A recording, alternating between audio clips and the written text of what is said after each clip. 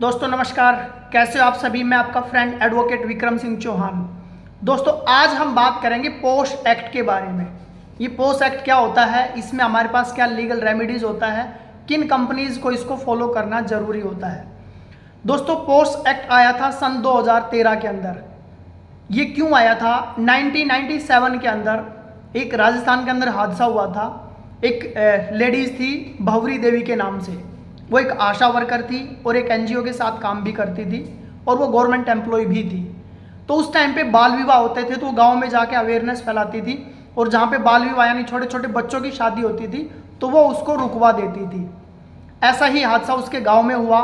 एक छोटे 3 या 4 महीने के बच्चा और बच्ची की आपस में गांव के ही कुछ लोग शादी करा रहे थे। उसने वहां पे जाके उनको रुकवाया, पुलिस को बुलाया और उन लोगों ने पुलिस के आने के बाद वो शादी रोक दी। उसके बाद जब पुलिस वापस चली गई तो उन्होंने वो शादी भी कर दी और उन लोगों ने खुंदक में आकर उस लेडीज़ के साथ मारपीट करी और उसके साथ ज़बरदस्ती बलात्कार भी किया।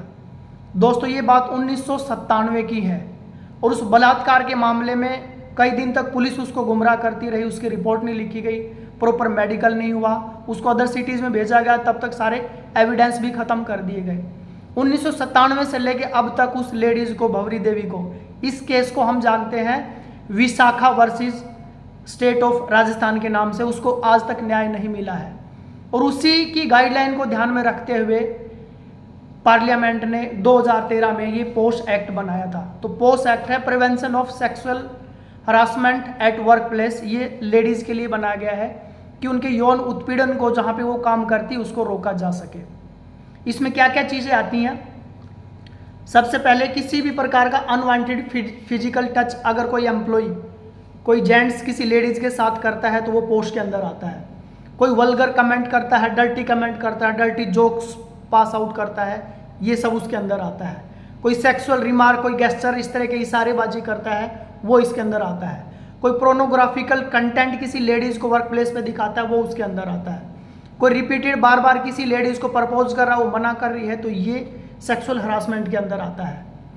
उससे काम के बदले में कोई सेक्सुअल फेवर मांगता है, ये उसके अंदर आता है। सीटी बजाना, गलत इशारा करना, घूरना, ये सब के सब पोश एक्ट के अंदर आता है। और वर्क प्लेस का मतलब ये नहीं कि सिर्फ उसके ऑफिस में, हो सकता है वो जगह भी जहाँ पे उनको ऑफिस के काम के लिए जाना पड़ता है, वो जगह भी कहीं ऑफिस के काम से उनकी सोशल गैदरिंग हो रही है, या वो ट्रांसपोर्ट या ट्रैवल का टाइम, जिस टाइम पे वो ऑफिस आ रही है या जा रही है, ये सारी की सारी चीज़ें पोश एक्ट के अंदर आती है। पोश एक्ट किन कंपनियों के लिए ज़रूरी है? जिस कंपनी के अंदर 10+ एम्प्लॉय हो, उन सभी कंपनीज के लिए कंपलसरी है पोश एक्ट को फॉलो करना, नहीं तो उसके ऊपर 50,000 रुपीज़ का जुर्माना भी लग सकता है। इसमें प्रोसेस कैसे होती है? सबसे पहले कि इसमें जितनी भी कंपनीज होती है जिसमें 10+ एम्प्लॉय है, कि इंटरनल कंप्लेंट कमेटी बनाई जाती है जिसकी प्रेसिडेंट मेंबर एक लेडीज़ रहती है और उसमें लीगल बैकग्राउंड से या एनजीओ से कुछ लोग होते हैं और इसके अंदर 50% मेंबर लेडीज़ होती हैं। अगर वहाँ पे कोई किसी के घर में कोई लेडीज़ काम करती है, या हो सकता है जिस जहाँ पे वो जॉब करती है वहाँ पे 10 से कम एम्प्लॉय है, तो उसके लिए लोकल कंप्लेंट कमेटी बनाई जाती है, वहाँ पे भी कंप्लेंट की जा सकती है। इसमें कुछ चीज़ों का हमें ध्यान रखना है। पहली बात, इसके अंदर आते कौन कौन? जितने भी ऑफिस है, एनजीओ है, हॉस्पिटल है, स्कूल है, कोई भी संस्था जहाँ पे लोग काम करते हैं, सब के सब इस पोश एक्ट के अंदर आते हैं। इसमें ध्यान किस चीज़ का रखना? सबसे पहली बात तो अगर इस प्रकार की कोई भी दिक्कत किसी के साथ आती है तो उनको विदिन 3 मंथ्स जो भी कंप्लेंट कमेटी है, इंटरनल है या लोकल कंप्लेंट कमेटी है, वहाँ पे कंप्लेंट करनी होती है। फॉल्स किसी भी प्रकार की कंप्लेंट नहीं करनी होती है। इसमें फेयर इन्वेस्टिगेशन होता है और अगर सामने वाला गिल्टी पाया जाता है तो उसको जॉब से भी टर्मिनेट किया जा सकता है, उसकी सैलरी भी नहीं दी जा सकती है और भी उसके ऊपर लीगल एक्शन लिया जा सकता है। तो ये कुछ उसके कॉन्सिक्वेंसेस हो सकते हैं। हाँ, फॉल्स अगर किसी ने कंप्लेंट की और बाद में इंक्वायरी में पता चला कि उसको फॉल्स कंप्लेंट करके उसको परेशान किया गया था, तो फिर जिसने कंप्लेंट की थी उसके ऊपर भी इसमें कार्रवाई हो सकती है।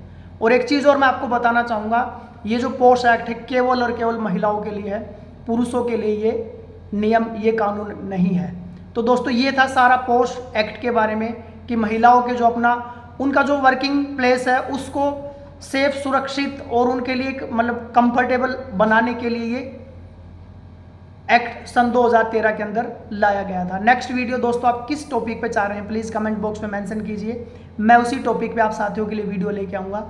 तब तक आप सभी साथी अपना प्यार और आशीर्वाद बनाए रखिए। मिलते हैं जल्दी एक और नई वीडियो के साथ। तब तक आप सभी साथियों का दिल की गहराई से बहुत बहुत धन्यवाद। जय हिंद, जय भारत, वंदे मातरम। Thank you very much.